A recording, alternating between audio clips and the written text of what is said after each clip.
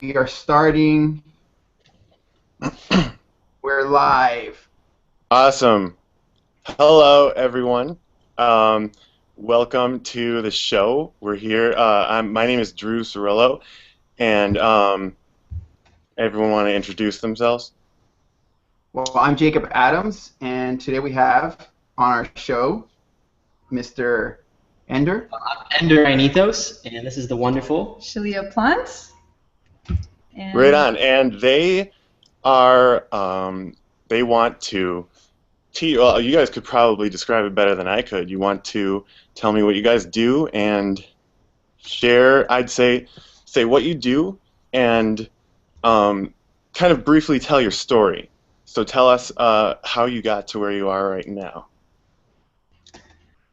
Sure. So we help people find their soulmates or their divine complement. We help people develop themselves on their journey so that they can be with their perfect divine complement. I mean, that's as simple as it gets. We can go in depth as in depth as you like. Well, no, I mean, well, we talked a little bit yesterday, and Drew, you guys are coming from all the way from the beautiful, exotic place of Hawaii, huh? Oh, Yeah. nice, beautiful Hawaii. Yeah, that's awesome. What part of Hawaii, by the way, just out of curiosity, so our viewers can know where you're all from? Yeah, we're on the east side of the Big Island in a little town called Hilo. Very cool. Very cool. Cool. very nice. And so you guys are soulmate experts, and I'm very curious because we were talking yesterday, and I was really impressed by a lot of the stuff that you were saying. I'm personally like a skeptic of this kind of stuff, and that's why I'm really excited to talk to you. You guys are really open about all this, and just willing to explain anything, which is really awesome. And what I want to know is, so where were you before, and how did you meet each other, and how did you,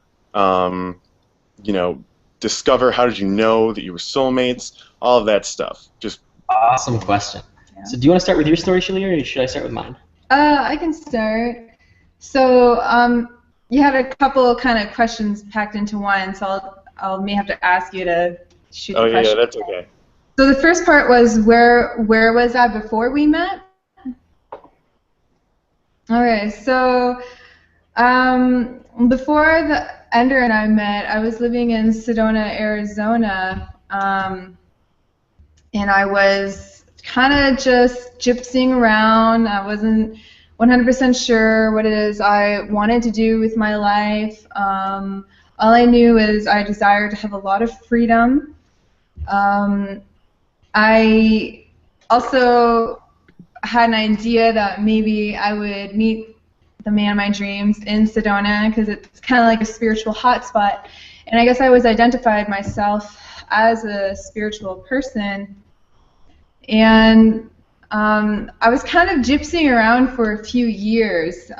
Even before I was in Sedona, I went to school for a very long time, probably like 6 to 8 years of post-secondary.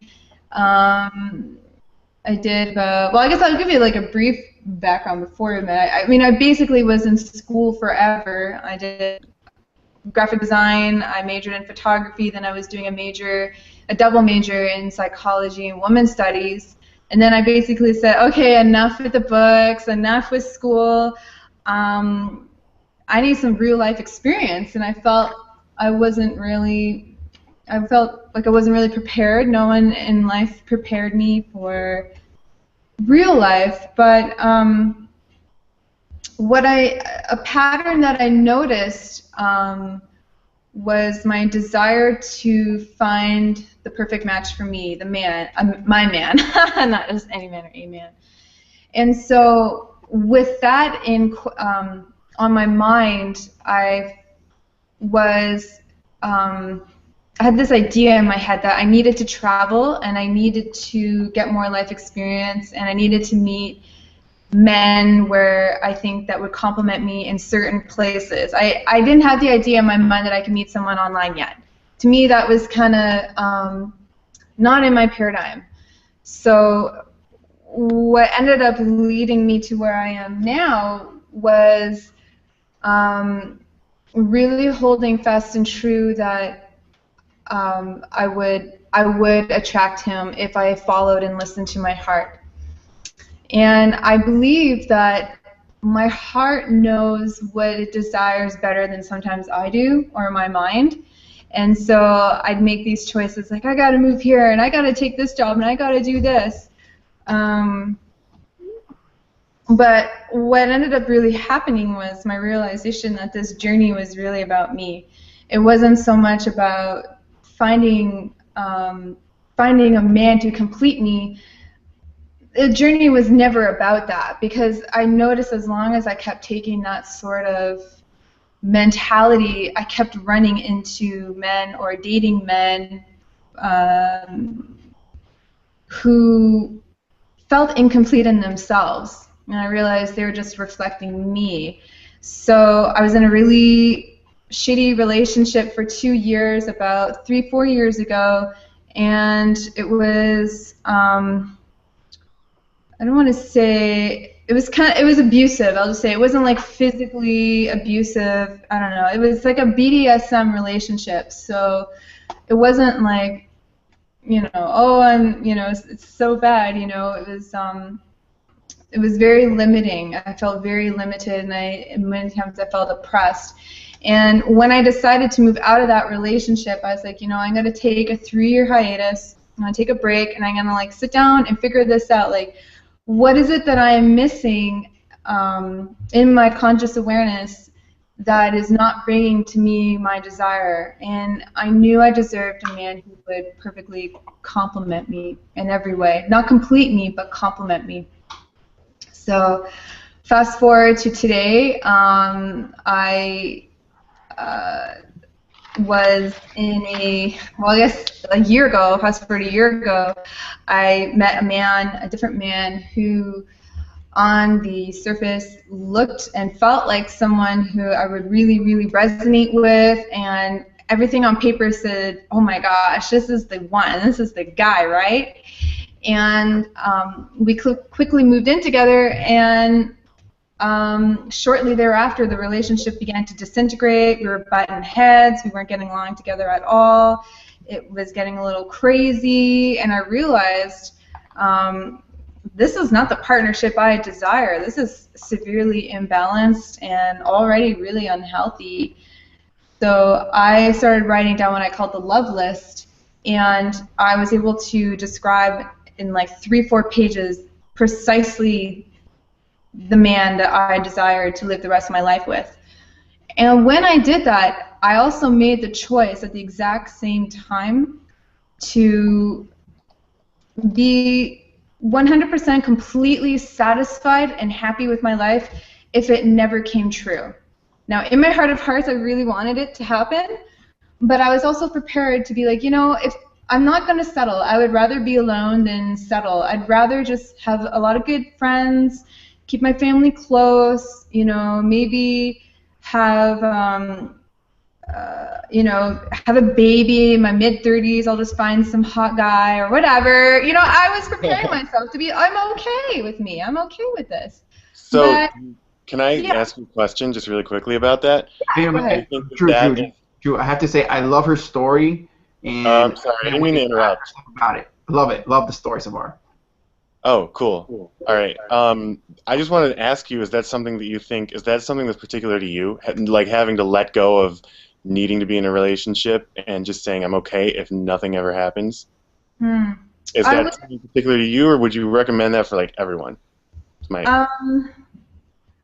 Well, for me, because it worked for me, it's true for me.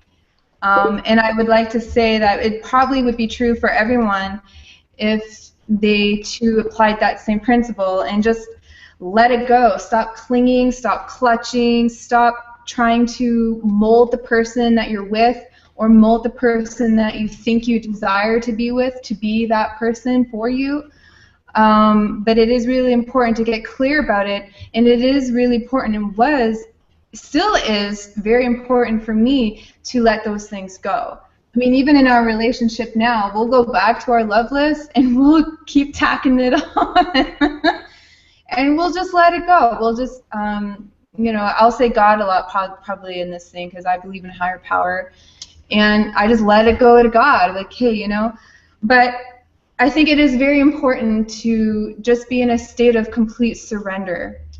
And that is the state when you can truly, or when I truly started opening up and being my most authentic self.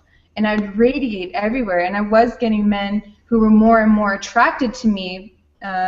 This is fast forward now in Sedona. They're more and more attracted to me. But I didn't feel like I needed to be drawn into their attraction. Be like, oh, baby, I know you think I'm sexy, and I know we could probably have some fun. But in my heart of hearts, I'm like, that's not going to make me feel good in the long run. That is not sustainable happiness for me. It may be for somebody else, but for me, that wasn't authentic and true for me. And I felt, you know, after having a plethora of relationships, I've you know, had a lot of dating experience with men. And so I was like, well, I know that if I keep hitting my head like this, it's going to keep hurting like this. So maybe I should make a different choice. And when I started making a different choice for myself, I had a lot more confidence and trust in myself, and a lot more confidence and trust in the process that I would attract the person who would be best for me, the one that I desired. I wasn't willing to settle anymore.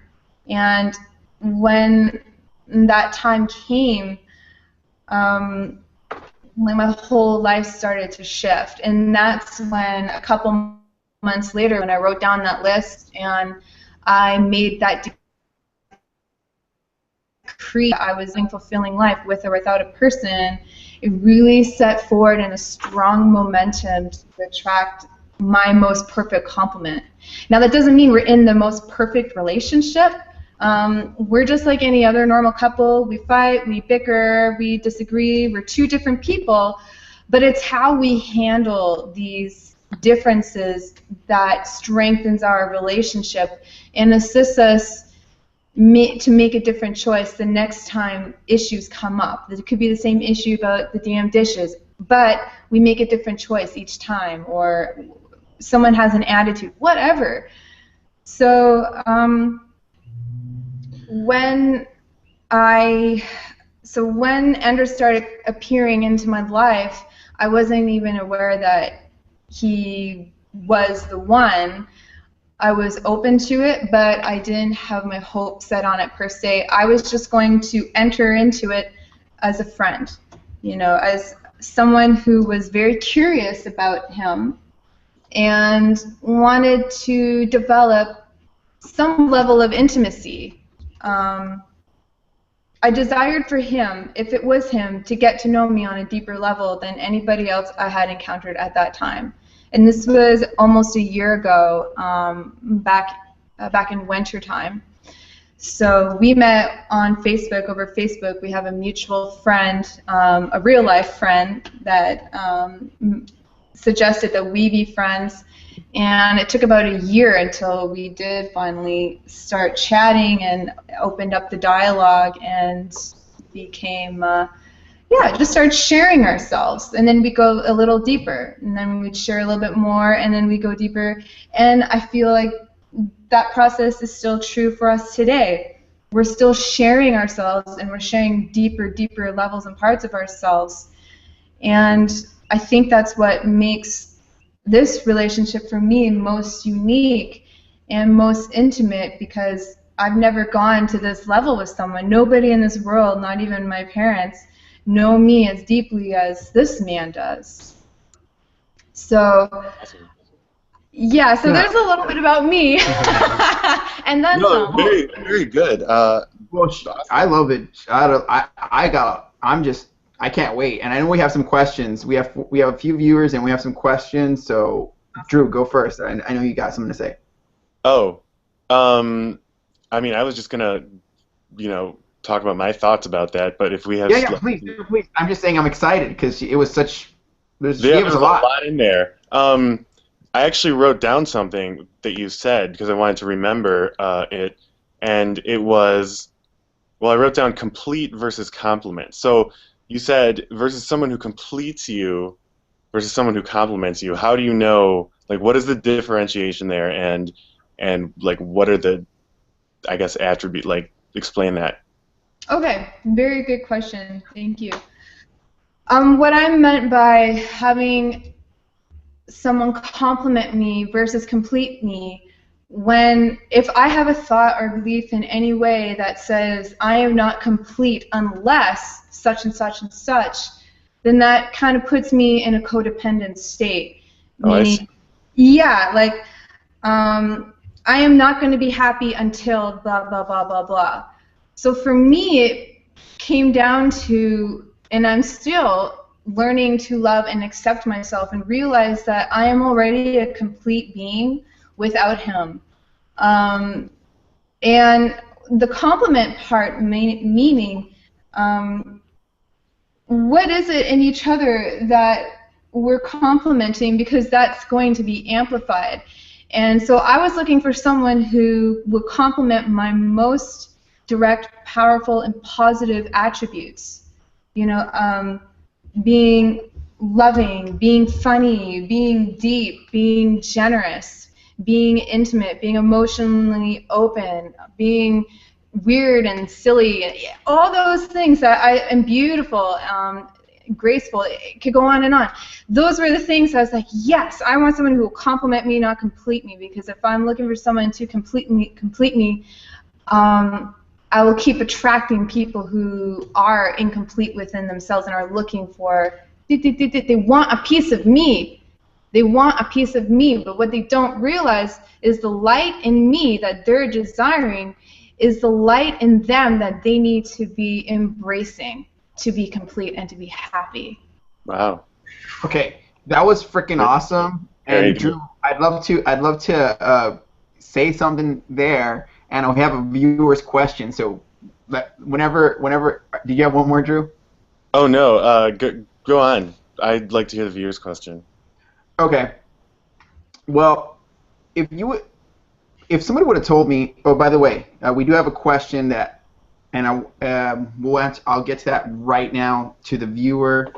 She's coming out, I think, Seattle, I think she said. Yeah, Seattle. And she has a similar story to you she met on Facebook. She's asking about twin flames and the whole bit.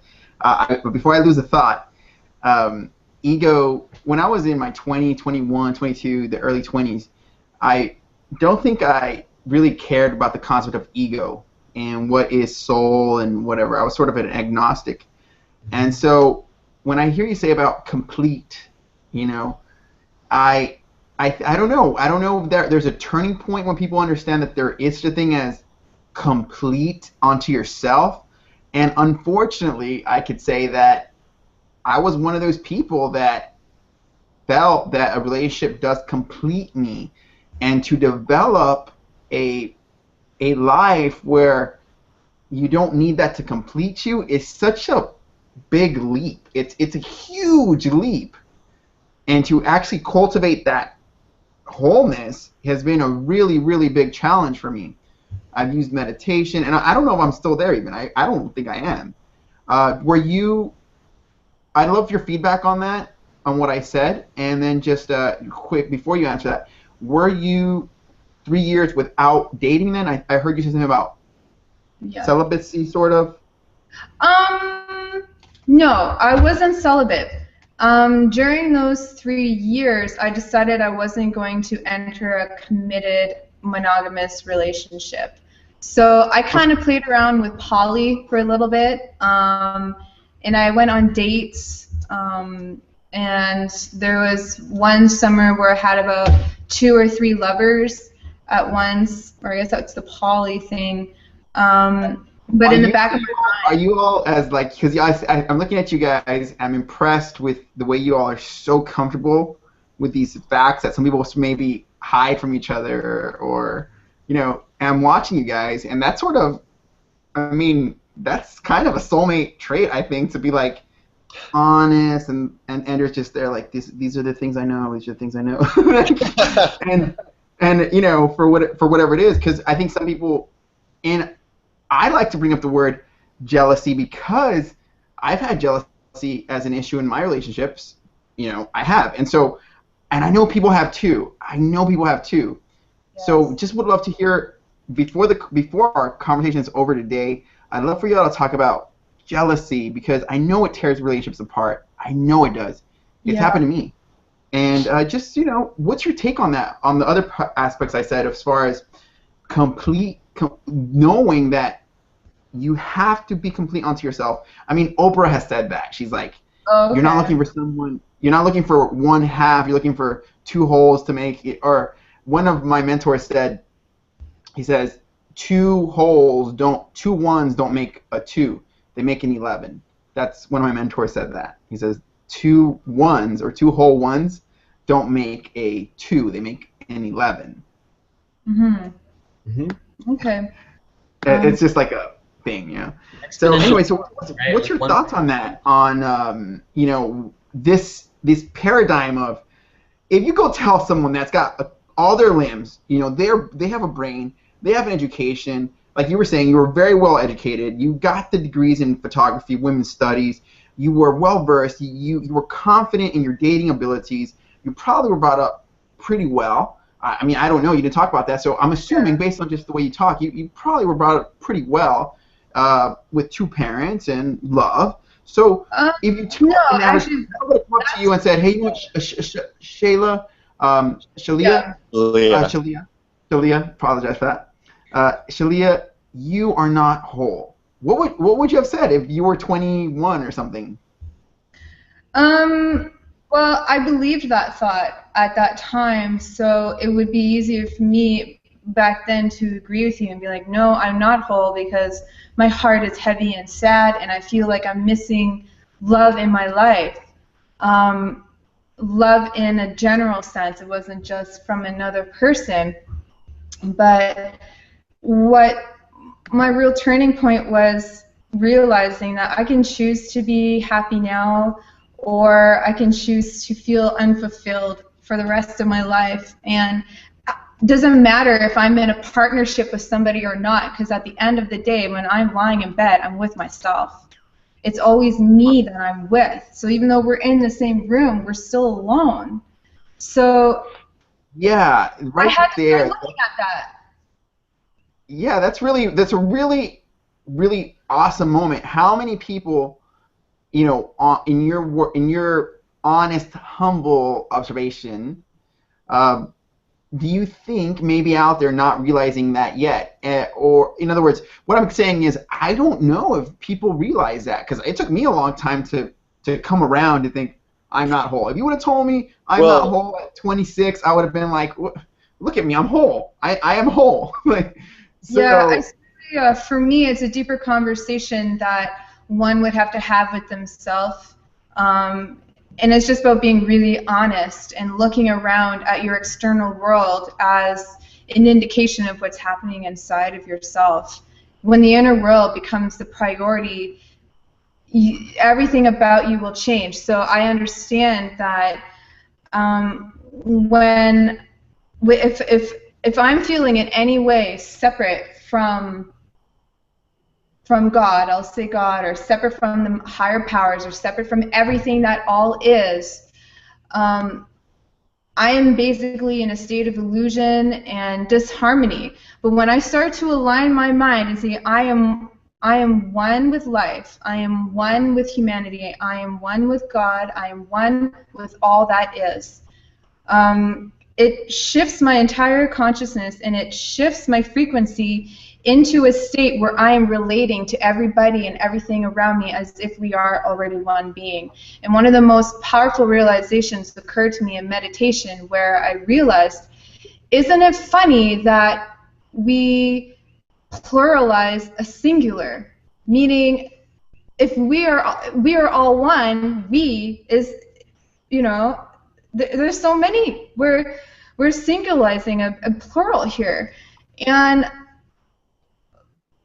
I started to really go within and find, well, what in that in me is true? How am I separate from everything else? Well, I'm not. I can't be.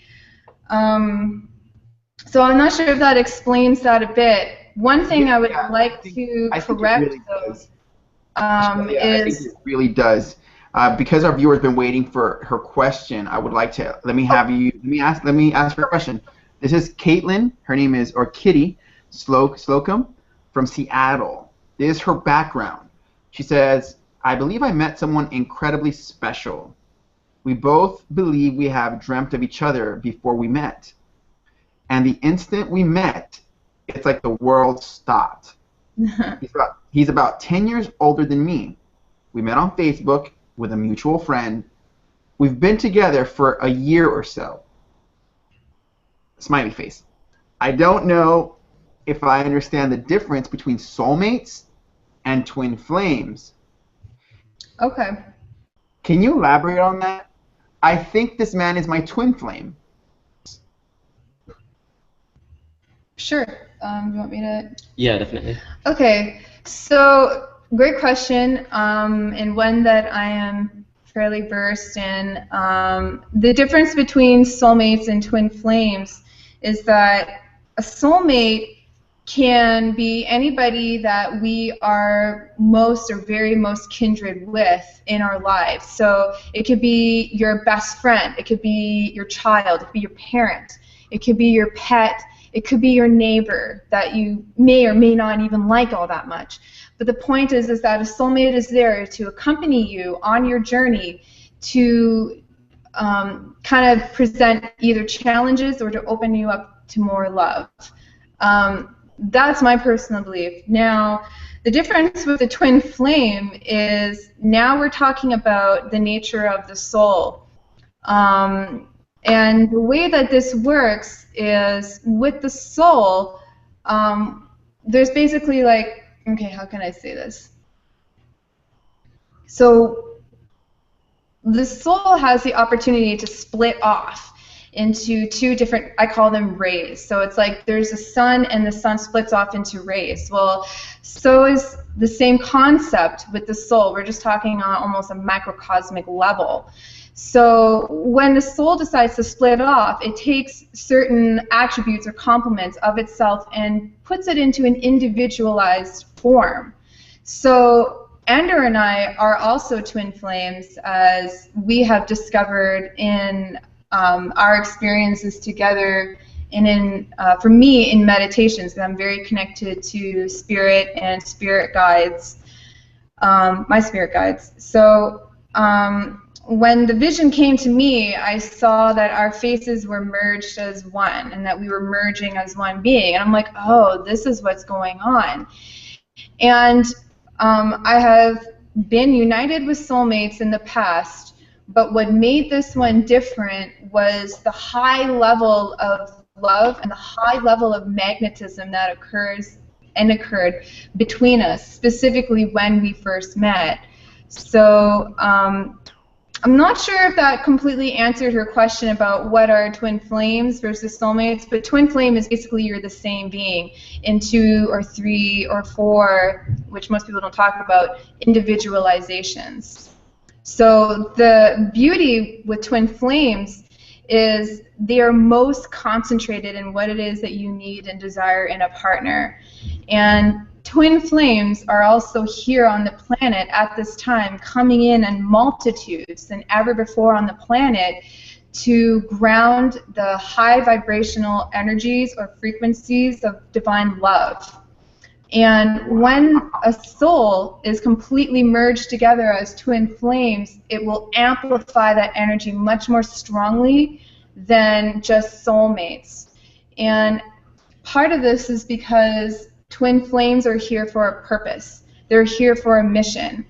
So we believe that part of our twin flame mission is to help other twin flames and other soulmates come together into divine union. Yeah. Wow. Very cool. I want my twin flame. That's all I can say. I mean, I want to know my twin flame right now. So here's my question. If you're with someone, or maybe you're by yourself, or maybe you're with someone in a relationship, and you're not sure whether that person, you know, is your twin flame, or, like, I don't want to say just a soulmate, but just a soulmate. Soulmates are very powerful Like, connection. you said I don't want to say just a soulmate, but just like, a soulmate. oh, just a soulmate. Don't worry about it. But so like, what is something like, what is a couple things that you can do to figure out and like progress and see if that person is your soulmate or like your twin flame. Even if I take this one. Go, please. Yeah. So Shaleia had spoken about it briefly earlier in the interview, and it's the love list. When she broke up with her last messy relationship that seemed to be exactly everything she wanted and ended up being everything she didn't want, she was provided with a lot of contrast. And that contrast, which is everything that she didn't want in a relationship, helped her point her towards everything she did desire in a relationship. Yeah. So like she said, she wrote 3 or 4 pages of everything she desired in a relationship. And we call this a love list. So you don't necessarily need to be in a really nasty, messy relationship. In fact, we evolve our love list in this wonderful relationship. So what the love list is, it's everything inside of your heart that you desire in your perfect partner. And you write those down.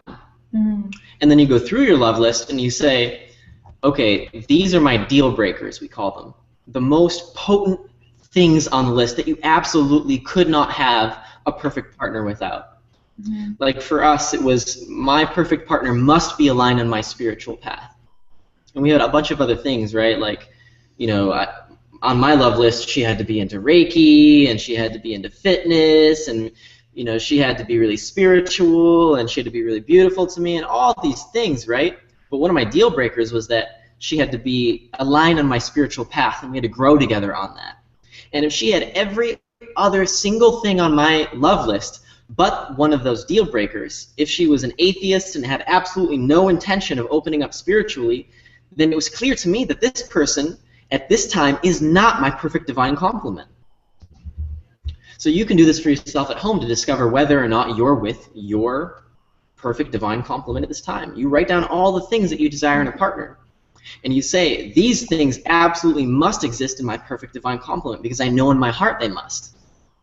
And if you're with that person, you're like, wow, they do have this. Well, they kind of really do have this, but they really don't exhibit it too much, but they're working on it, and that's still okay. But if your partner absolutely doesn't have this, and your relationship is like, whoa, what is going on? Like, you're probably not with your perfect divine complement at this time, and they're probably screaming at you, trying to show you that they're not your divine complement. Mm-hmm.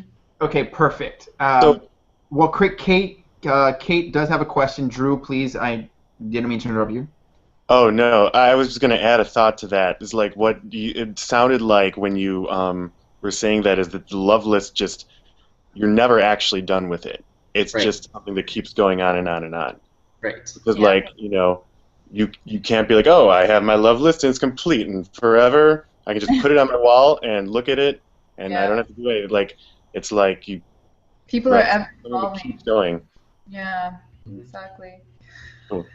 So there was just one quick thing, I hope you don't mind, if I could clarify, was some of the differences in our background, because it was, I think Jacob briefly mentioned that, and I said yes, about being well brought up.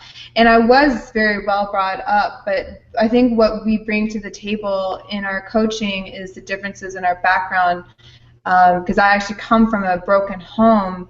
My parents divorced when I was 9 years old, and it was kind of messy. My dad was more or less out of the picture, and then my mom died of cancer, and I was 15. So I felt like I was really in the dark in many ways when it came to relationships and marriages and how men and women relate to each other. So.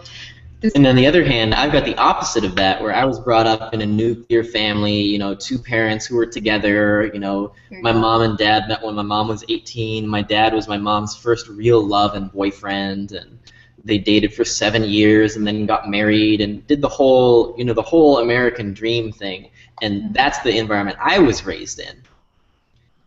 So, we bring a lot of complement and contrast, and that's just one example of what it's like.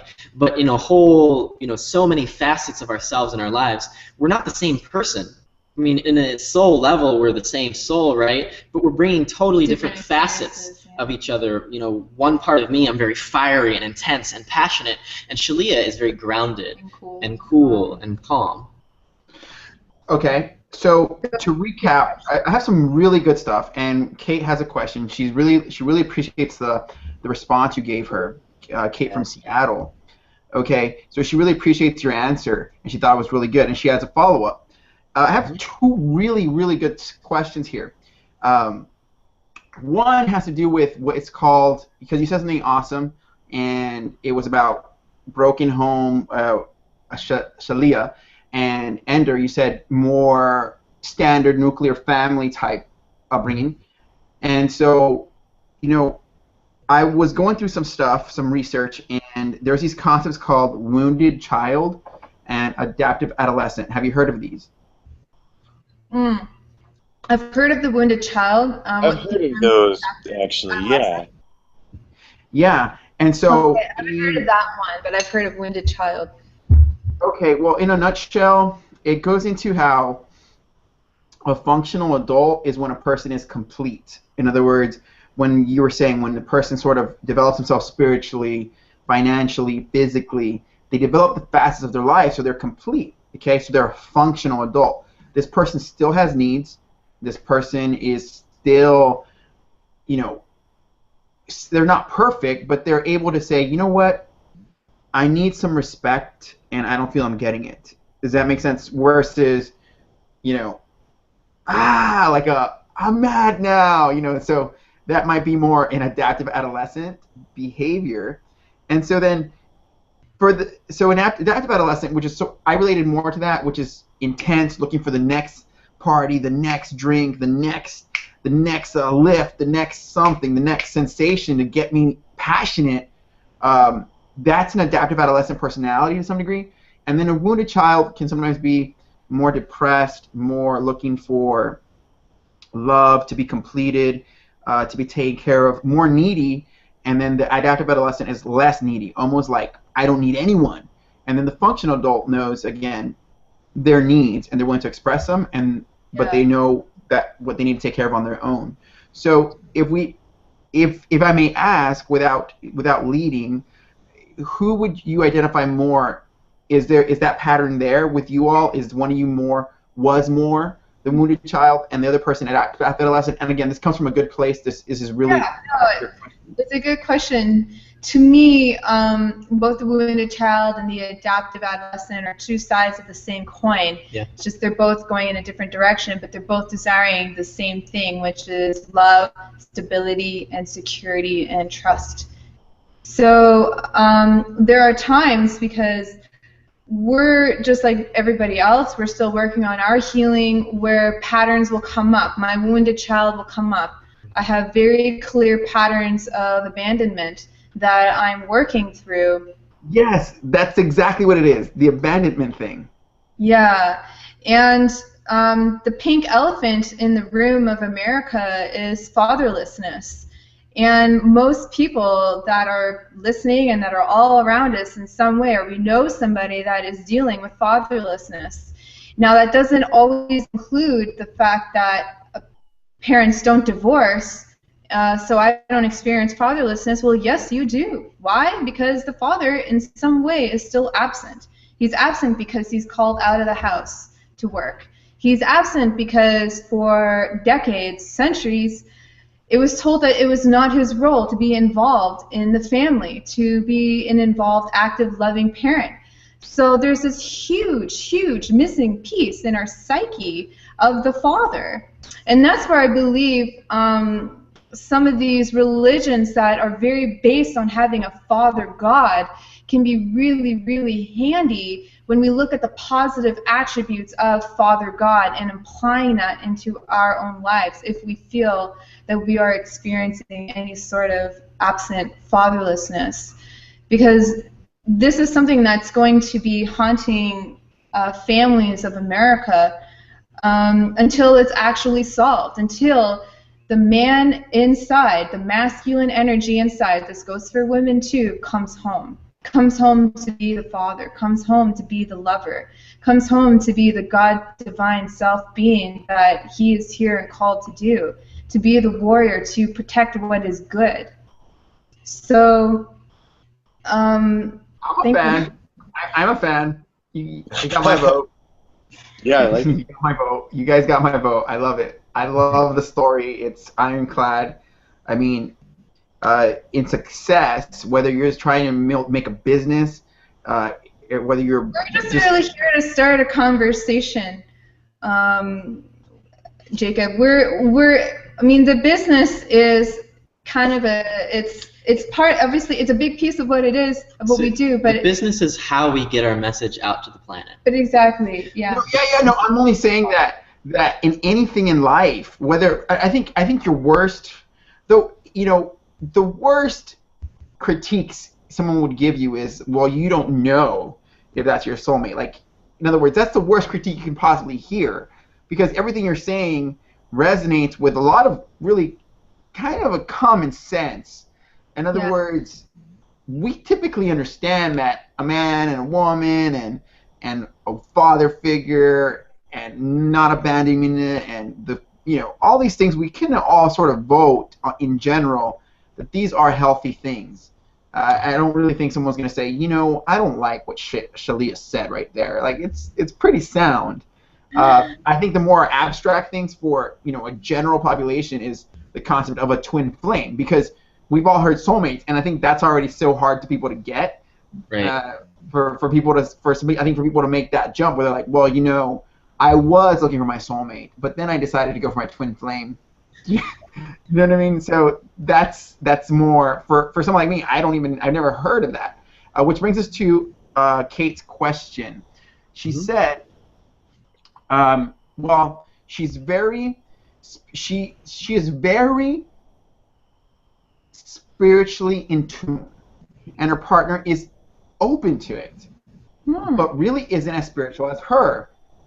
I feel that when I met him, my purpose felt like I needed to raise consciousness in others through example with our relationship. But again, he isn't that spiritual, but he fully supports me and is very open to it. Yeah. Is this normal? Does this mean he isn't a twin flame because he isn't on the same page? That's a tough question. I want to see how you... That is great. I love that question. That's a tough question. I'm going to get some popcorn here. Do you mind if I answer this one? No, not at all. He could still be your twin flame just because he may not be resonating at the same level that you are in your level of awareness of spiritual matters.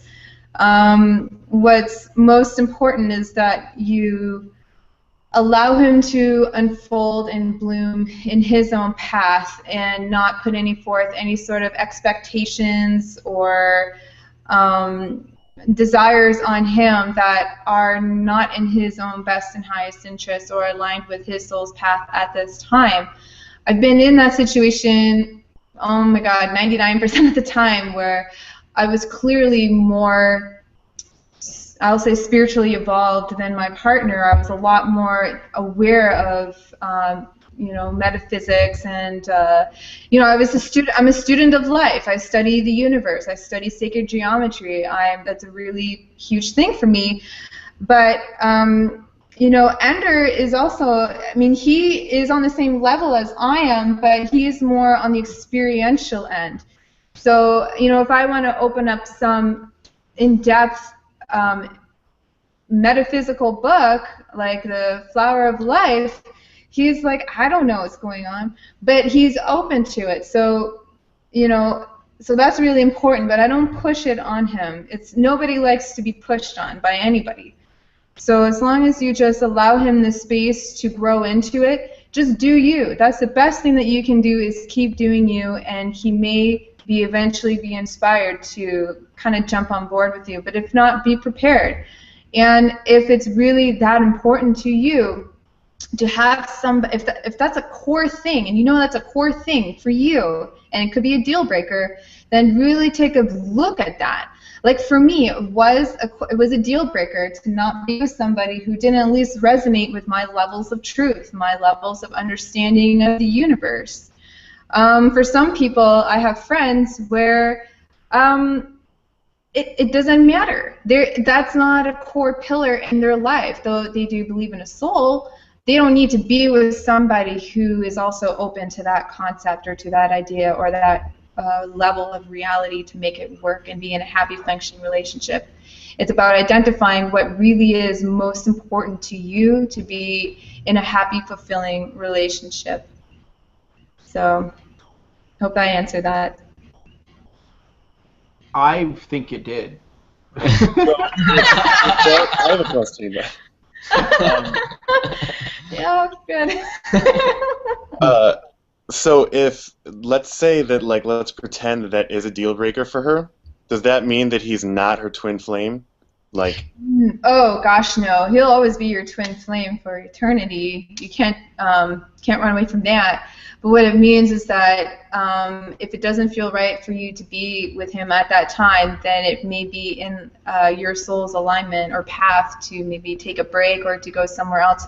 I have had the pleasure of being roommates with in two different situations with people who were twin flames, and one set of flames, it just blew up. They didn't work out. They weren't willing to level with each other and work through their stuff. Like, in my opinion, there's no reason why twin flames can't be together. But if it's truly a destructive and inharmonious relationship that really is unhealthy to be in, then it is good to part ways and maybe stay friends or take a break, or maybe even not. Maybe it just, everybody still has free choice on this planet. So they'll always be your twin flame, and you may meet them at another time, but just really about their victory. Hold them in the light. Pray that everything is in alignment, that God is in action no matter what. So that is something that definitely comes up with twin flames.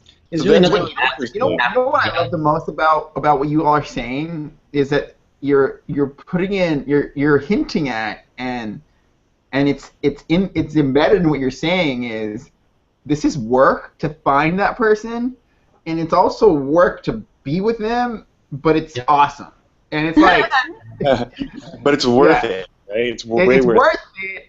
But I think when I think of soulmate, you know, I grew up with listening to The Cure and love songs. You know, for me, I thought you just see the person, you fall in love with them, and then life's peachy. That's a soulmate.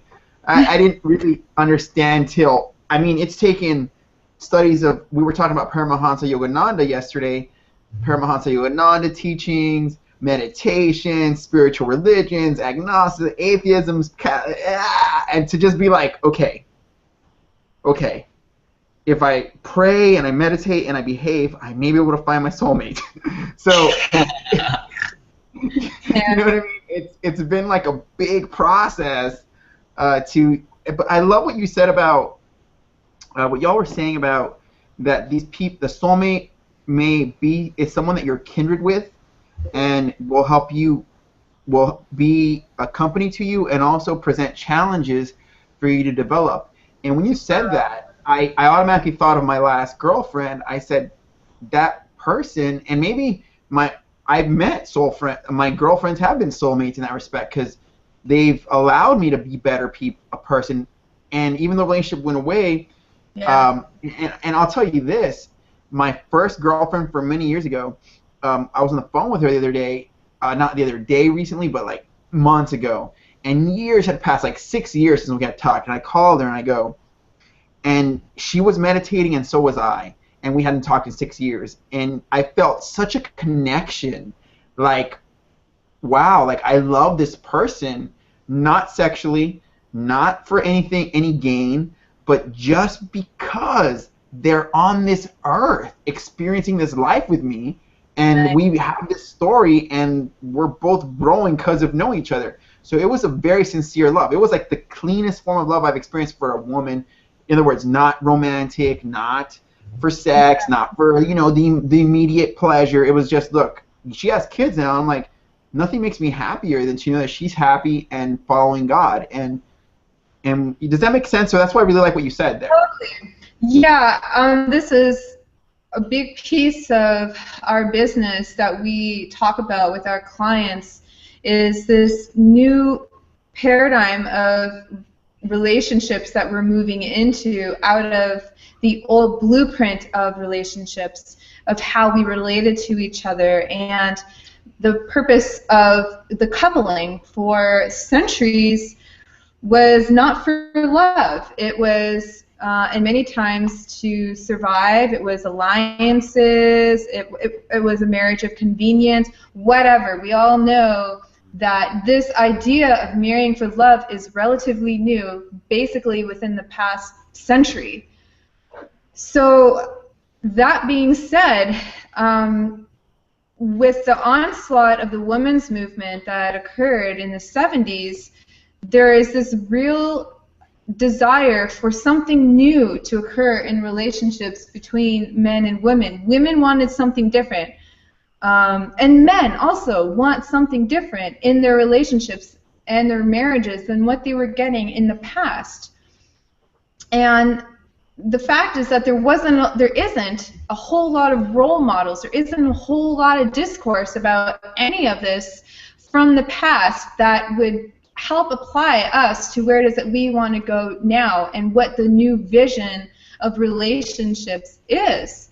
So the old paradigm of relationships is this whole meeting the person and falling in love with them on a physical level.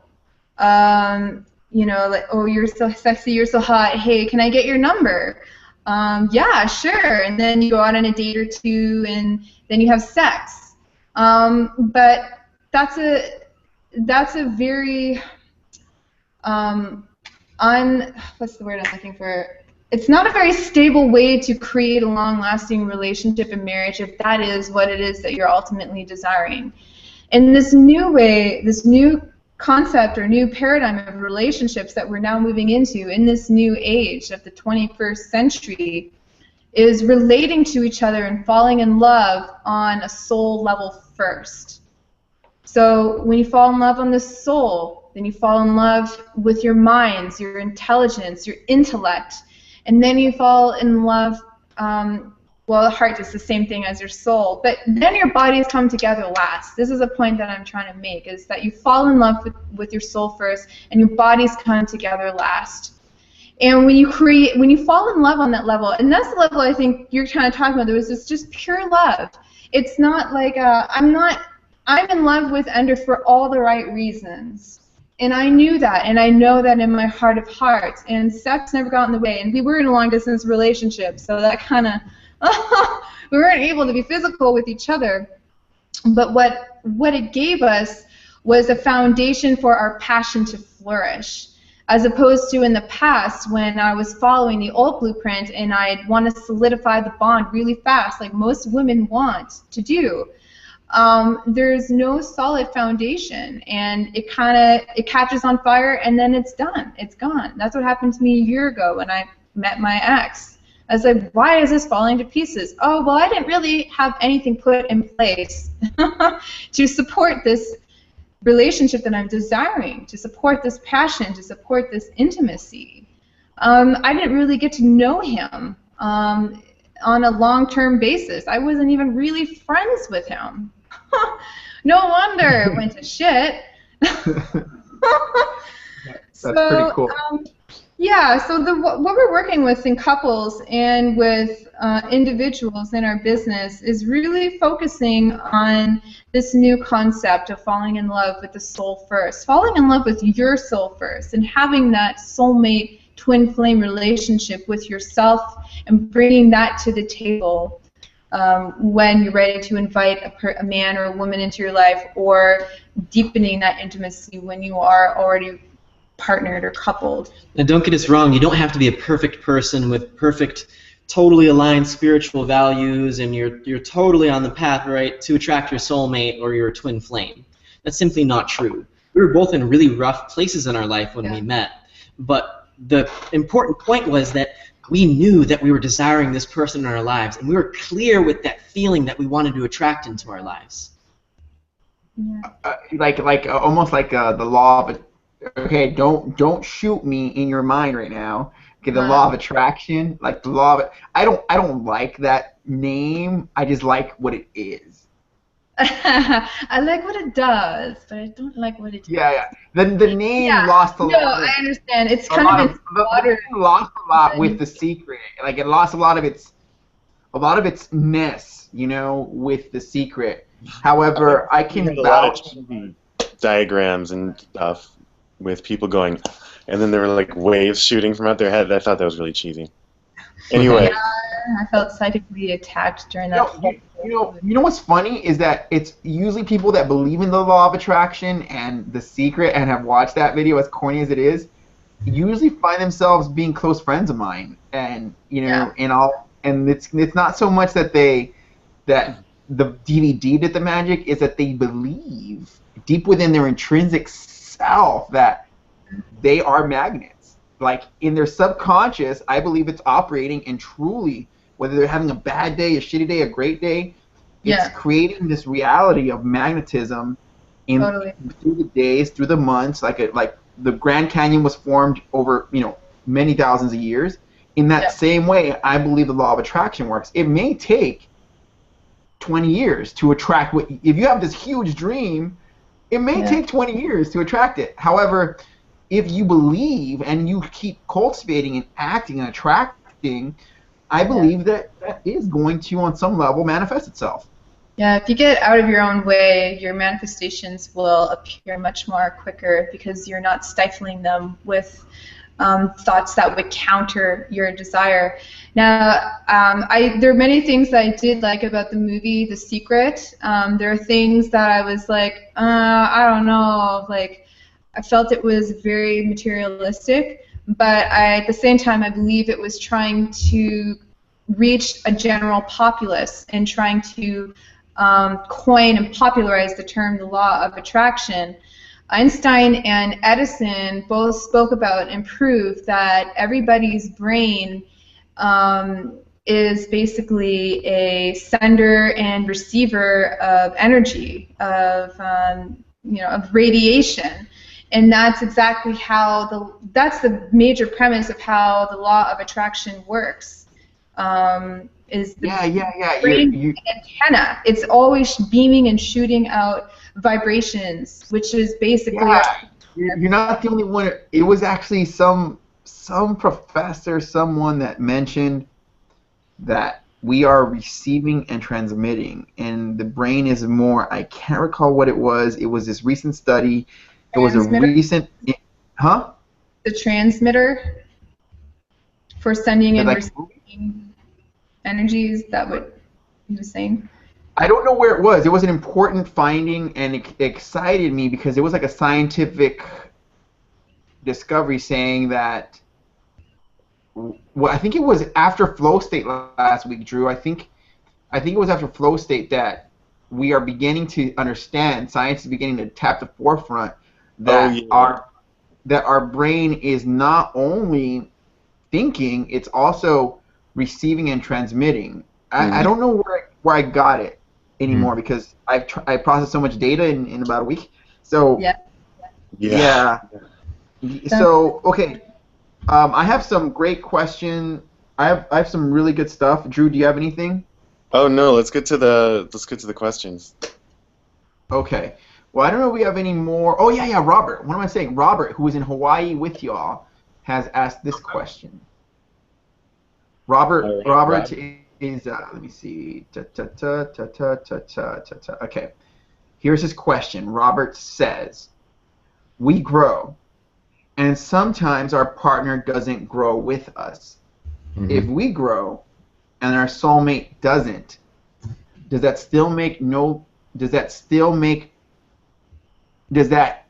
okay, it was a typo, so I'm gonna just kind of, okay, if we grow and our soulmate doesn't, does that still make them our soulmate, or does that discredit them?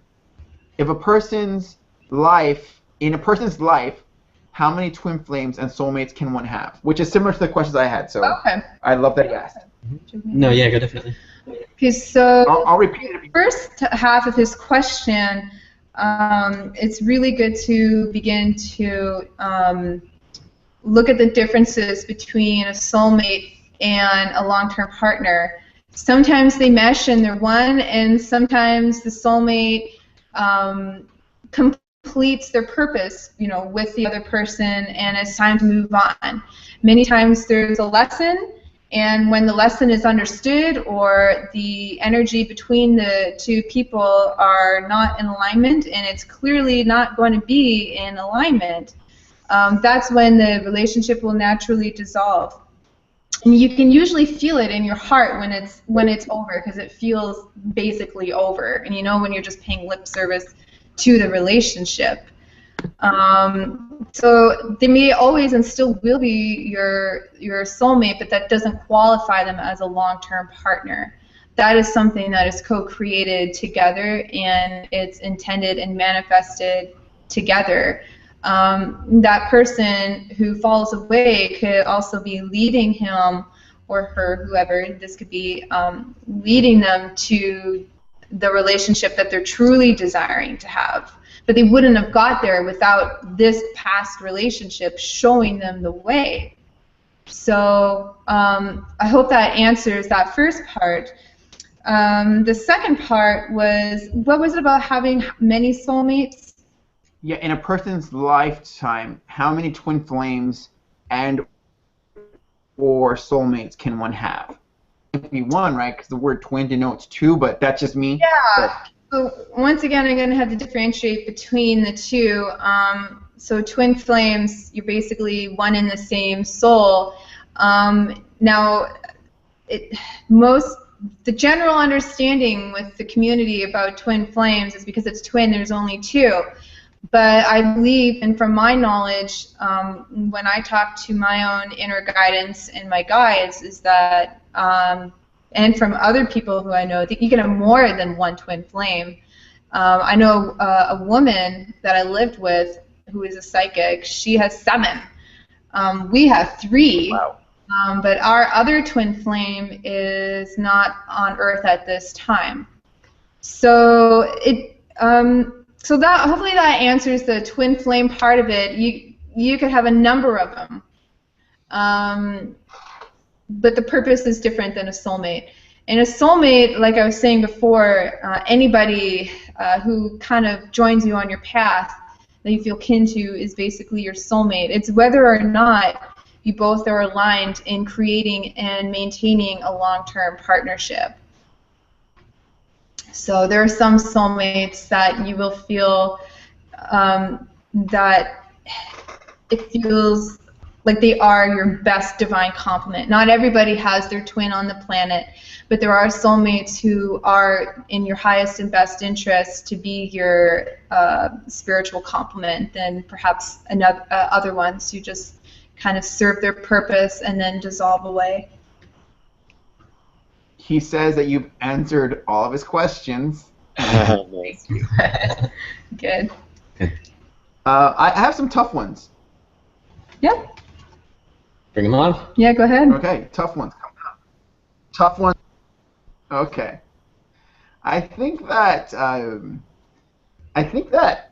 want to ask him on behalf of people that I know. Sure. People that I know that are probably watching, or I invited to watch. Maybe they're being shy. I don't know. So what if someone's going through a divorce? Because this is I think this is where it gets real. I think this is where the stakes become. I mean, if you're in Vegas, it's hard to get any more real than divorce in the terms of relationships, right? Yeah. So, what would you say to someone that's going through divorce, has kids, house, going through all that mess? What would you say to someone like that? And I'm sure they would want to know, did I lose my soulmate? Was that my soulmate? What do I do now? That kind of stuff. So I'm asking on behalf of the single moms out there and everything. Like when you have... Sorry. Drew, what were you saying? Like, I'm just saying, I wanted to add to that, like, especially when you haven't been in a relationship in a long time, maybe like 5-10 years. Mm-hmm. Like, yeah, how do you get back into that? Right. So the two questions there. So Jacob's talking about, are you talking about if you're in the throes of a divorce? And then I feel like Drew's talking about if, like, 5-10 years later, if you've been divorced.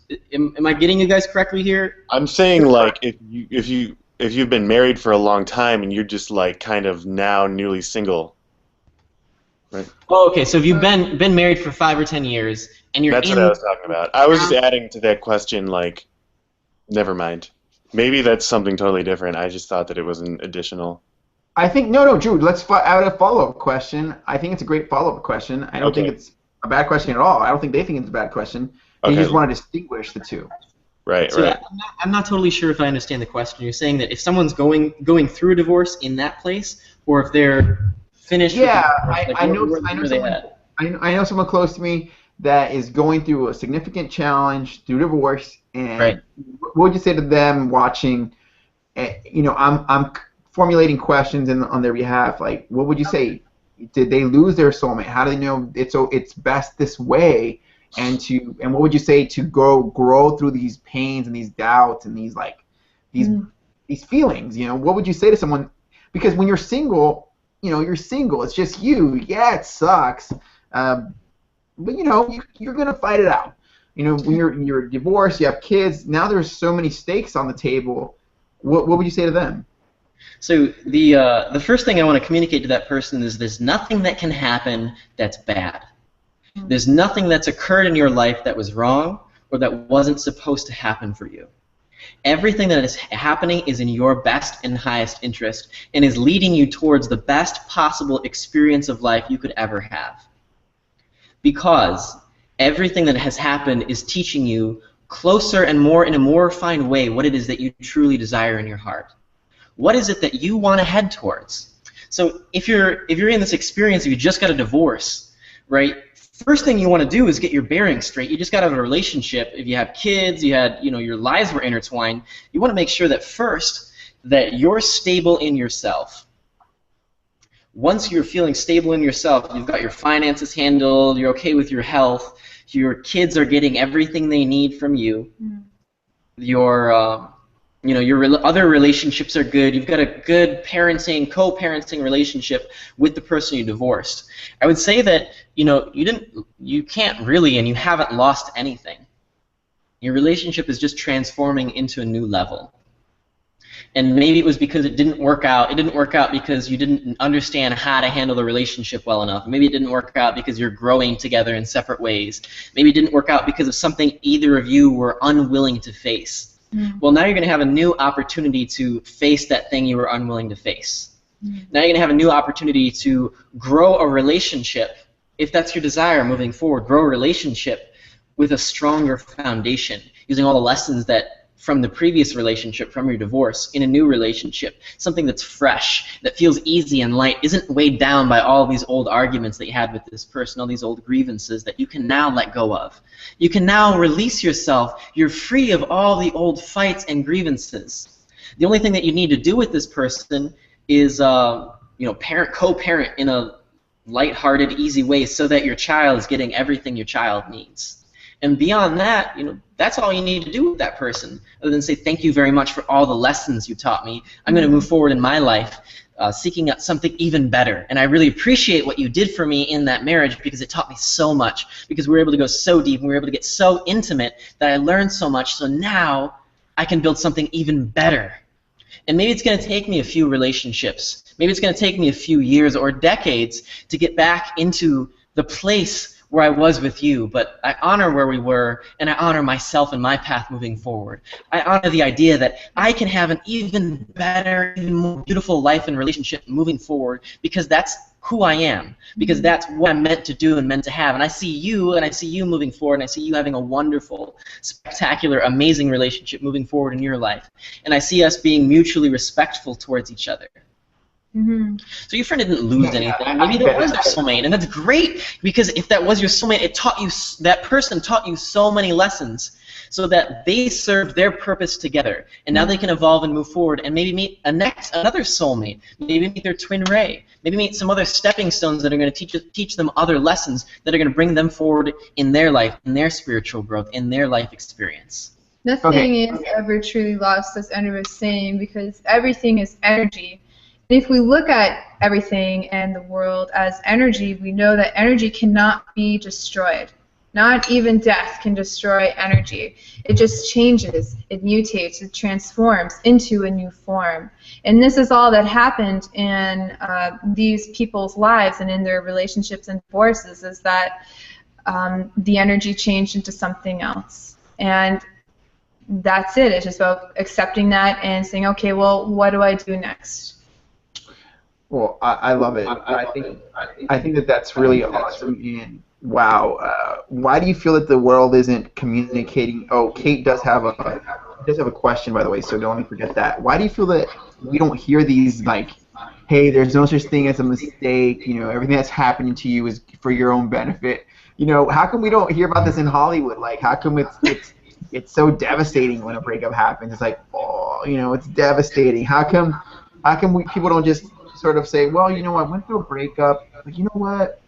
I learned so many lessons, and it's like, you know what I mean? Like, it's something more like this. Like this, I think this is kind of the breakup way. This is the breakup face. It's almost like there is an agenda in Hollywood and in the government to keep people limited, to keep their consciousness in chains and shackles, and not believe in our own unlimited nature, and believing that we are all God in action, and in God we shall trust that.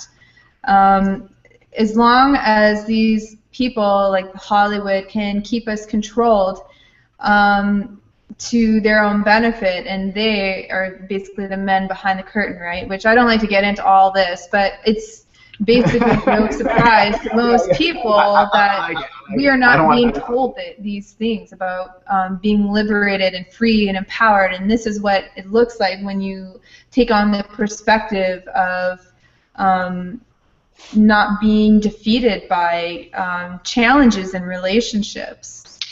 Hollywood too shows a lot of unhealthy, dysfunctional relationships. Disney, everywhere. You know, so and like, how do you? There are really enlightened movies and networks, like I think Oprah, but what I think we're moving into in the future is a new sort of television where people will be seeing and hearing more evolved consciousness programming as soon as these sinister forces are kind of moved, I think. But we still got to keep moving forward as people who hold the light. I feel like on some level this has been an awesome experience for me, because I was telling you guys I'm into meditation, and a lot of what you're saying is really valuable to me, and even just connecting here today and knowing that you guys are part of this mission, I'm excited to know where you guys are going to end up and what this means for the world, because I personally got to say, you guys need to write a book, I think, because so people could just get some of your teachings and, you know, be available. Say they can't meet you, or say they're in Canada, they want to try your services. Well, Jacob, there is a way that people can talk to us one-on-one. You know, there is a way that you, the viewer, can sit down with us, just like Jacob is, just like Drew is today, and ask your questions. Yeah. And we can, with you, through our sessions, work with you so that you can go through these things within yourself. We can guide you through your life's lessons to help you ultimately attract your perfect divine complement. Yeah. Right. And so, and how is that? Do you want to tell us how to do that? I know. Yeah. So we just spent the last week busting butt to get ready for this show. Our coaching program. So you can right now go to awakenedintimacy.net/work with us. And Drew, are you able to provide a link for these guys? Yeah, let's see if I don't know if they can see it in the chat. Jacob, can they see it in the chat? If you want to put it in the chat, I'll do my best to get it available for people. Okay. So we can put it on the Facebook group as well. Yeah, so I see it there. So you go to awakenedintimacy.net/with us. I had we have a question from Kate. She says, how do you get in contact with her guides? So she says you all have your guides. So Shaleia has her guides, and it sounds like Eben has Ender has his guides. She wants to know how to get in contact or in communication with her guides. Okay, so I'd love to answer that question. Before that, I'd like to finish my thought on how people can get in front of the camera with us and work with us directly. So you go to Awakening.net/work with us. You click the button below that says "Get me my soulmate," and it's going to bring you to a form that you fill out, and it's going to give you a free 15-minute consultation with us. So anyone watching this show, and here's the special deal that we're offering to anyone watching the show by midnight tonight, Hawaii Standard Time. So that's 5 hours and 15 minutes from now. So you got time to think about it, check your calendar, whatever, get some food. By midnight tonight, Hawaii Standard Time, if you sign up for a free consultation with us, we will give you one free session with us tacked on top of whatever session you end up buying with us. Yeah. So the $120 value you get as a bonus just for signing up for a free consultation with us by midnight tonight. Yeah. Yeah, I think if anyone's, I've been reading enough. I think if anyone is sincere, likes what you're saying, it would be a little bit of a foolish action to not take you up on that because it's free, and you're saying, you know what, try us, get involved. Because even if someone were to just watch this one show right now and just listen to you guys right now, I think they'd have a whole new perspective on soulmates and what relationships have meant and what they haven't meant and all that. This is the next level shit, right? I mean, this is like, this is very, very not reflective of what everyone was taught to believe what a relationship is. I mean, like, probably the majority of people who exist, you have no idea, right? So this is some... I hope you don't mind if I interject you. I really like where you're leading with this. And I think a lot of people see a relationship as something that's really exciting for the first couple of years. And you have all these wonderful emotions, and then you get married, and then you kind of just go through life together, and you might have a few exciting things like you have kids or you buy a house or whatever. But they see relationships as something that you just, kind of is okay through life.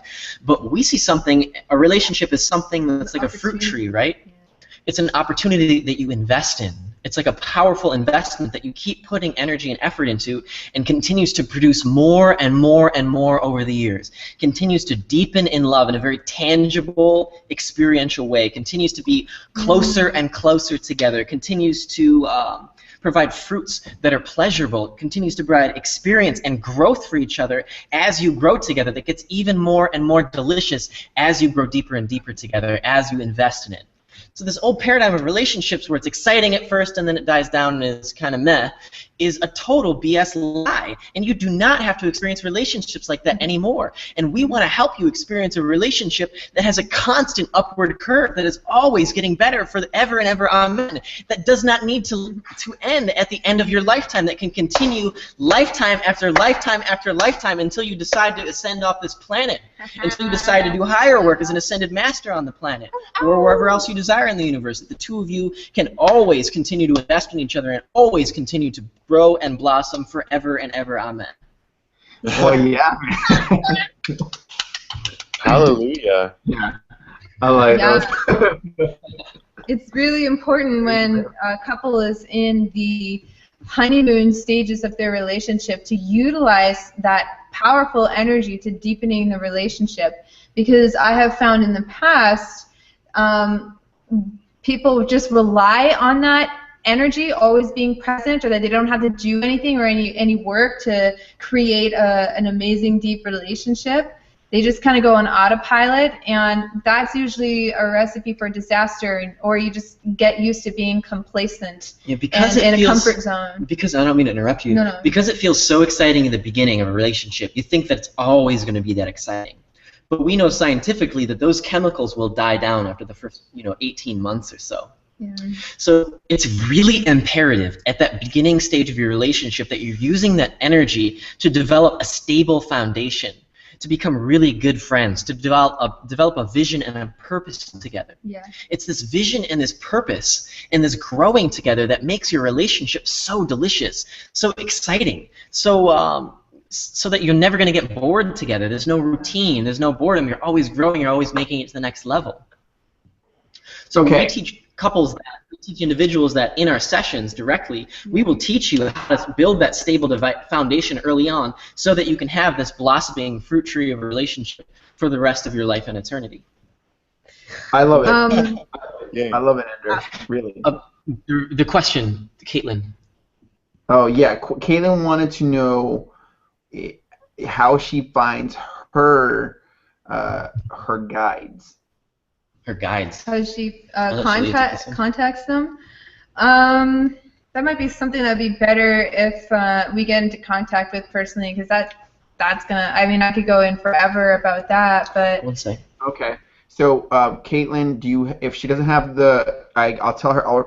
I'm sure she can contact you directly. However, Caitlin, go to Acquainted. That's AWAKENED.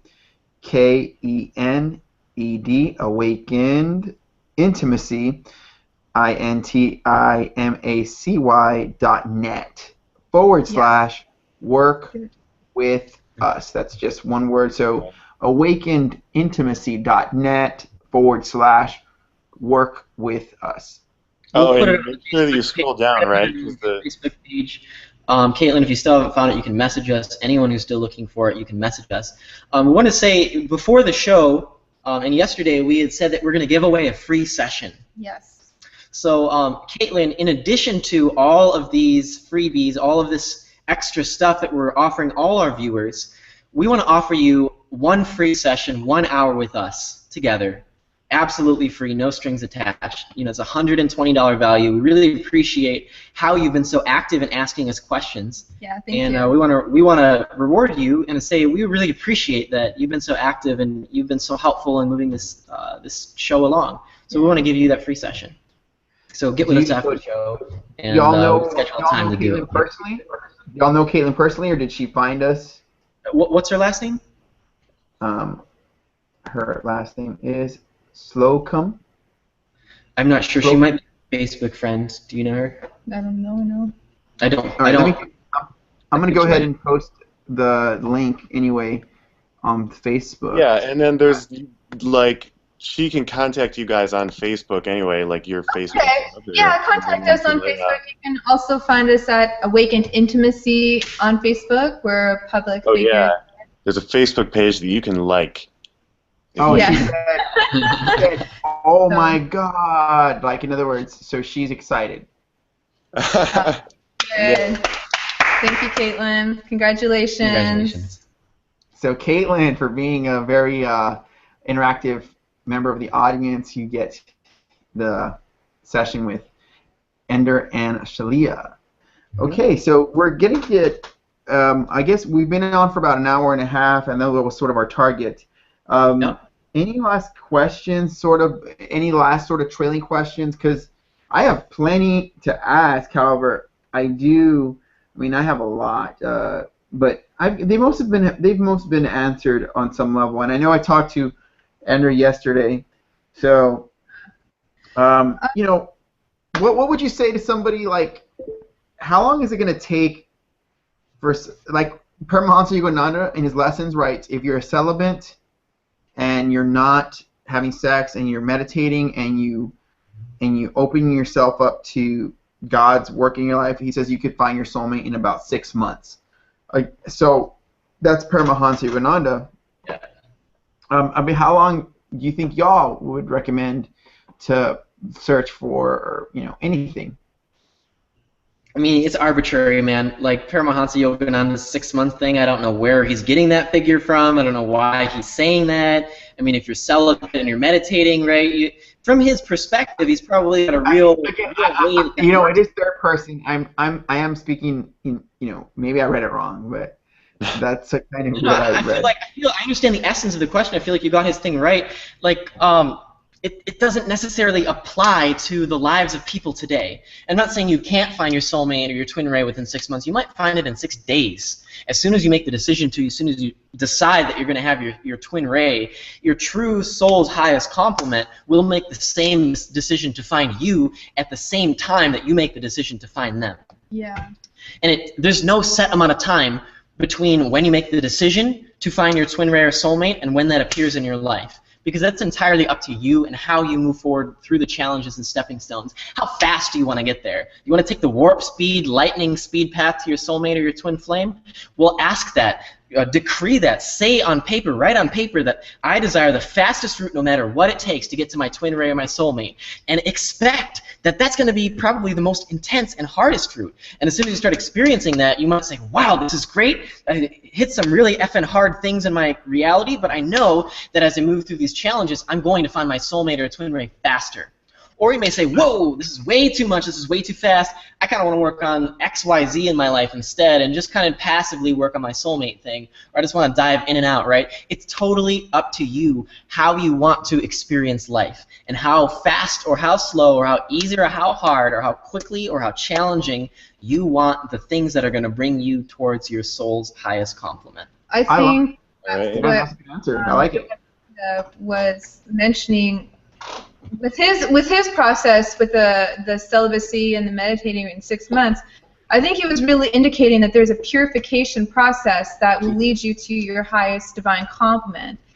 And for me, I felt like I went through that personal purification process, although I was able to accelerate it in a matter of 4 months when I did my love list, because I was starting to clear out my house. I was clearing out a lot of thoughts, limiting negative thoughts and beliefs about myself, being ugly, and I was insecure, and how could I ever attract this guy? Like, this guy that I'm writing on my paper is a total babe. Am I a total babe? Like, and it was just about, you know, but these are things that people go through, right? I think that was an honest. That was one of the most honest moments where you said, I wrote down, and he's a total babe. Am I a total babe? Like, that was pretty funny. It was like, you can imagine you're in a room somewhere, and you're like, it's just paper, and you're talking to it. Like what the hell, man? It's funny. It's fun. And for me, too, when I was going through my purification period, I was also opting to be celibate for at least 6 months, because I knew that that was going to be about my breaking point where I would want to get laid, only because of how accustomed I was to having sex for quite some time. Wow, you guys are freaking honest as. I mean, you guys are honest. So that was actually brings us back to our other question. You guys bring I understand as far as what you're saying, because I think a lot of us are gonna feel that way. So then the thing is this, you know, how do y'all deal with jealousy? Because that's something I've never been able to really overcome in a committed relationship. When I don't care about somebody, I don't get jealous. I just don't. It's like, whatever, dude. Like, you're a person, you want sex. That's not new. That's very biologically. That's what happens. But when I care about somebody, I become protective, and then if sometimes they say something that can spark jealousy, like I dated somebody and they were like, I'm going to sleep with someone else. Yeah, naturally that's going to make me jealous. But you know what I mean? It's like those kind of things, you know, how do you overcome jealousy? Because you all seem so comfortable, and I'm impressed.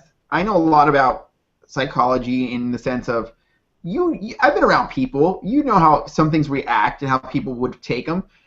How do you all work through jealousy? Because that's a damn good question. So what you're talking about, the experience of being jealous, is also biologically ingrained, I'd like to say. Because you're seeing that, we call it the milk of a relationship. You know, the milk is that thing that you feel right in the beginning of you know, meeting with someone, and you're potentially getting into a relationship.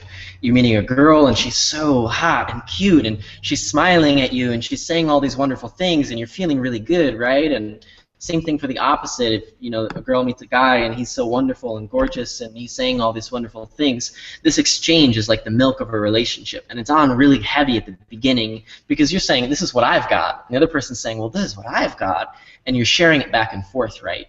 And as you get into deeper and deeper into the relationship, right, you're giving milk to your partner, and your partner's giving milk to you. There's this exchange going on of milk, of these good feelings. And if you see your partner going out and giving those specific good feelings that your partner gives to you to someone else, well, geez, they're leaking milk, they're leaking energy from the relationship. And gosh darn right I feel jealous, because that's supposed to be my milk. That's supposed to be my love that I'm getting from my partner, and she's going out there and giving it to other guys at the bar. Now, what I'm not upset about, if Shaleia goes out, we're out, and Shaleia is, being kind and flirtatious and talking to other guys, there's a clear differentiation between I'm being nice to you and I'm flirtatious and fun and I'm not communicating in any way that you can get with me. Mm-hmm. I'm communicating that I'm friendly and fun and easy person to talk to. If I'm jealous about her doing the easy to talk to, being friendly thing, there's something wrong with me. Yeah. If Shaleia is out there communicating to men on a subconscious level that, oh, this is what my man gets, here's the milk, that's what it's like to be with me, and other men are, oh my God, I want that, right? There's something wrong with what my woman is doing. Yeah. And I have every damn right to be jealous because she's giving away something that's sacred to our relationship. Those are really good points. And so I'm wondering, I don't know how old you guys are, and I don't know if I should ask, or you guys are mystery to me because you act very mature. You act very mature, and yet maybe you're not as, I don't know. It's like interesting. Well, this body is 29 years old. Okay, good. Because I was like, are these people 25 and like really, really mature? Like, what the hell? Well, wisdom isn't akin. Your body's 29. Your body's 29. Yeah, good. I almost missed it. And yeah. Ender, how about Ender? Would you mind? Because I saw you guys act so like 35 or something. Thank you. Well, I'm 26 years old. Oh, really? So yeah, and you're really mature. So, like I said, I'm 32, and it's taken me so much heartache to even get to the level I have of my understanding.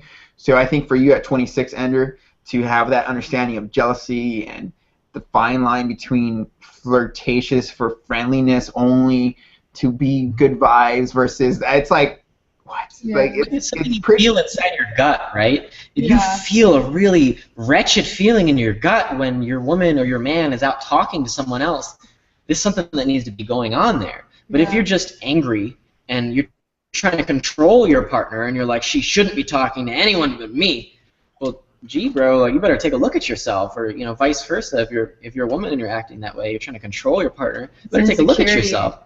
Insecurity versus actual, loss of resources of the relationship. Every right to be upset and angry and frustrated and hurt for real loss of resources in the relationship, because that means you care.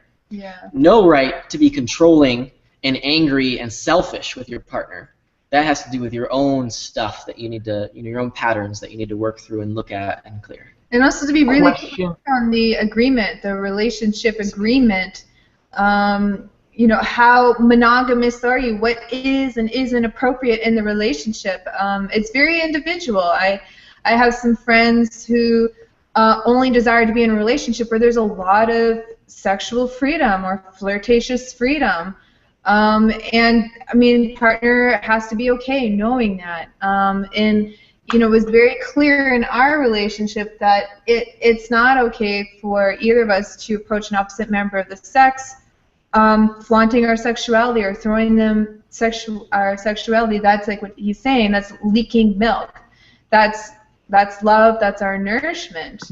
Now, I like the milk thing y'all do. But I would see it as a problem. Mm-hmm. I like it. I like the milk concept. And how do you know when you're there? Like, does it take time to cultivate that fine distinction of what you're speaking of, or do y'all discuss what boundaries y'all have or something? Is there a talk about the boundaries? So this goes into the building of the foundation of the relationship. it requires getting really, really, really honest with each other on what it is that you're thinking and you're feeling and you're desiring. Yeah. And it's about building a foundation of trust where it's okay to be that honest. And you kind of test the waters and be a little more honest and a little more honest. And we got to the point where I would just say exactly what was on my mind and on my heart and what I was feeling, even when I knew it was going to be really, really bad. Well, it was going to be hurtful. But but I'm so used to it now, it doesn't hurt anymore. He'll just be like, blah. I'm like, okay, yeah, that's your truth. That's cool. Right. You know, let's work with that. So she sees it as not, it's not personal, right? I'm like, I'm feeling this, and I told her one day, like, not, a month or two ago, like, I really don't even like you. I'm feeling this, and I say this, and she's just like, whoa. And I'm like, sitting there, I'm like, whoa, whoa, okay. I said that, and then we worked through it, and I was like, why am I experiencing this? We talked through it, and after that, I really, I found the place where I really did. There. Okay, stop right there, because y'all are talking about like things people actually can like. I think we can close up shortly after this, because you guys have been so insightful. So you get in an argument like that. You're saying, I heard you guys say that it can actually strengthen you to argue or something like that. It's how you got it. Yeah, I was gonna say I was in a relationship where every time we would have any sort of conflict, it would weaken the relationship and dissolve it so quickly. And I was like, how come we can't just learn from these arguments, learn from each other's egos or issues, and move towards something that's better? What is it in each other that we really love? Why are we really together if the littlest thing is gonna like knock us over, So we use the opportunity that comes to us through our arguments and our challenges to take a look at ourselves and to take a look at our relationship and make a different choice that moves us into a deeper level of love and well-being. So one of the things that's really important that's come up in our relationship is selfishness. And we realize we have selfish tendencies sometimes in our relationship, and we'll both point it out to each other, and I'd be like, you know what, you're right. I was selfish for not offering you food. Next time when I'm in the kitchen, I will offer you food, So you guys are pretty awesome. Y'all are being very honest. I just want to put one more plug in here. These fights are things that are pointing out areas in the relationship for improvement and areas within ourselves for improvement. So if you go about it with the idea that this is a challenge that the two of you are going together, and the fight is just, something is the upset that's going on between each other, then you can approach these fights or arguments differently as a growth experience instead of something that's going to harm your relationship or something that you need to avoid at all costs or something that you need to just, let her yell at you or let him beat you down or whatever. So what's the best way to approach the fight? Or how did he tells you that sentence, it wasn't pleasant, Shaleia, how do you interact realistically? Did you get angry? Did you get hurt? Oh, when he told me that he didn't like me? Yeah. I've heard worse than that. I've heard worse than that. So I don't want to pick on the. I sat there and I was shocked, but I was also very calm because I was like, he's hurting right now.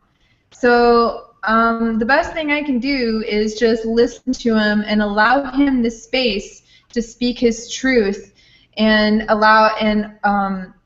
vote his victory and see his whole healed state. There was a part of me that wanted to take it real personal and be like, fuck you, man, I'm leaving, yeah. I don't have to stand for that. I'm guilty of those kind of reactions in my life.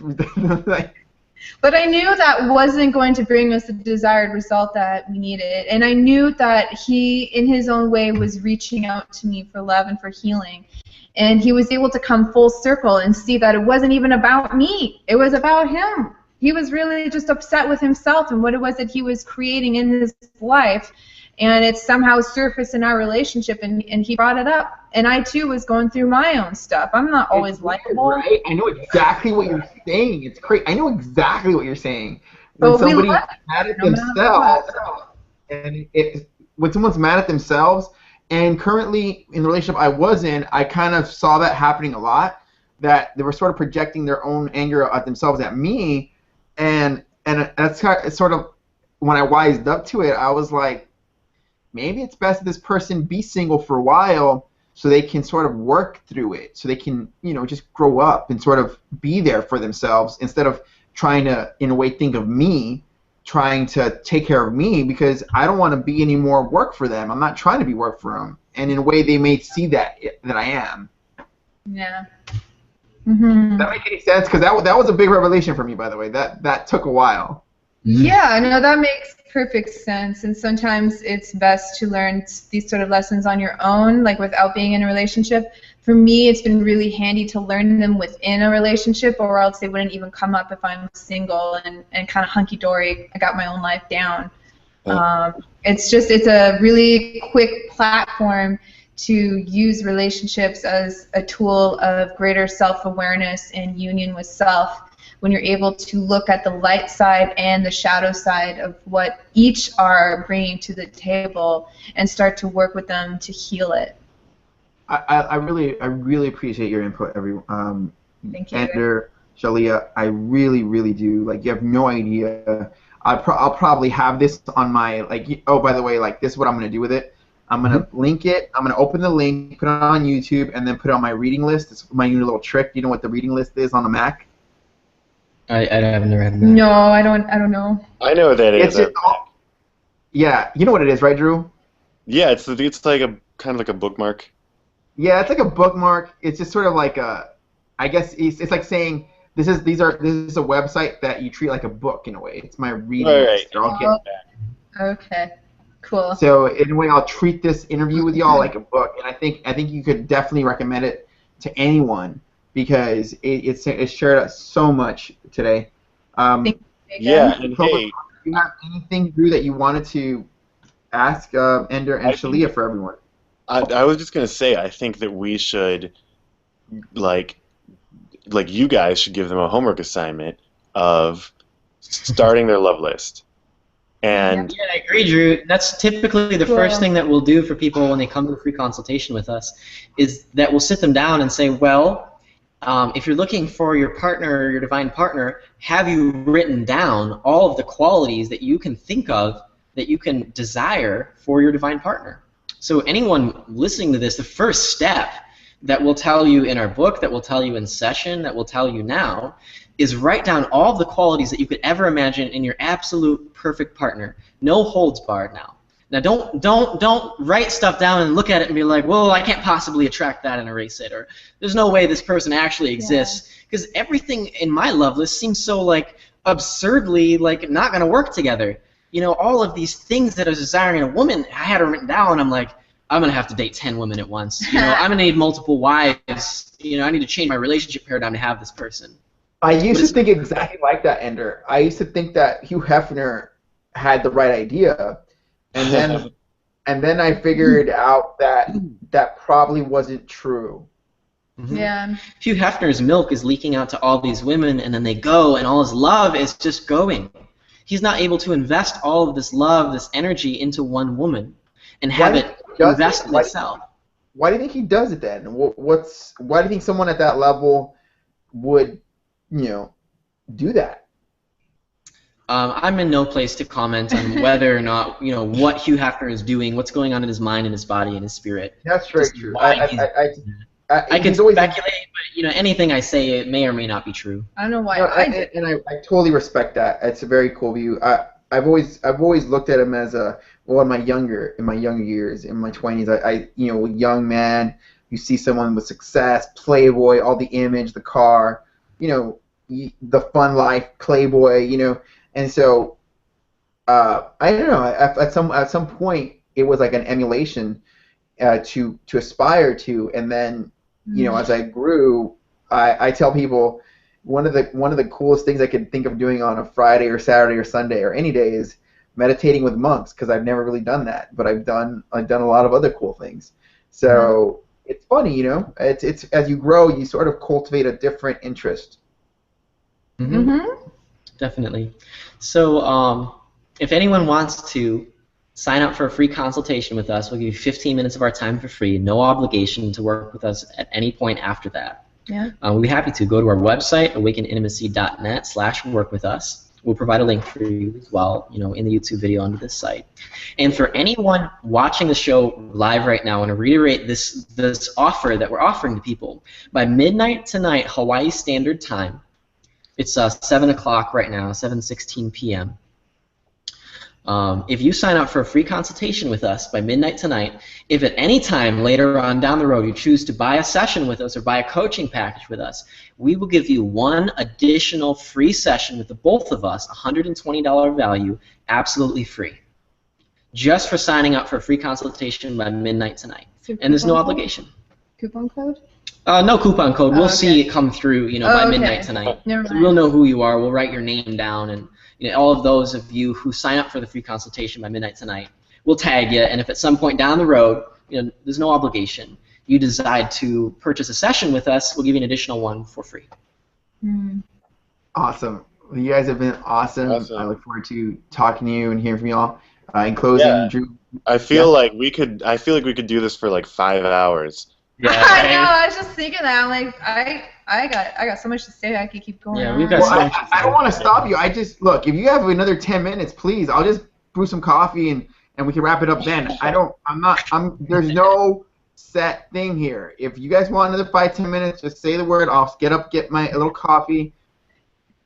It's late. You guys talk. It's very I'll generous take of myself. It's getting pretty late here. We've been working all day. Well, We're ready to take a break and relax, eat some food, get some drinks here. But yeah, we definitely enjoy having this Awesome. discourse and this opportunity with you guys and with the world. Thank you so much.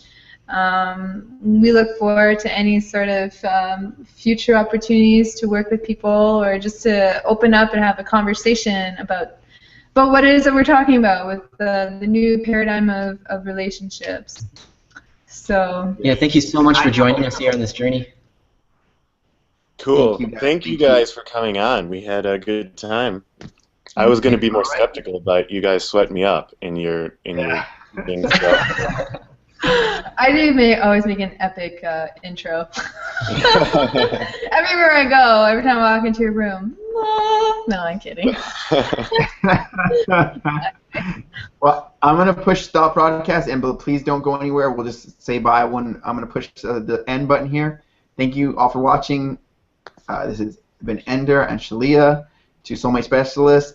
You can get the free consultation, 15 minutes, in addition to another consultation at awakenedintimacy.net/work with us. And you can find out how to find your spiritual guides and everything that they talked about here. It's been a lot of value they brought to it. Use this link, share it with your friends. Drew Cirillo, and I'm Jacob Adams. You all have a great night, guys. You Thank you so much. Peace out. Peace.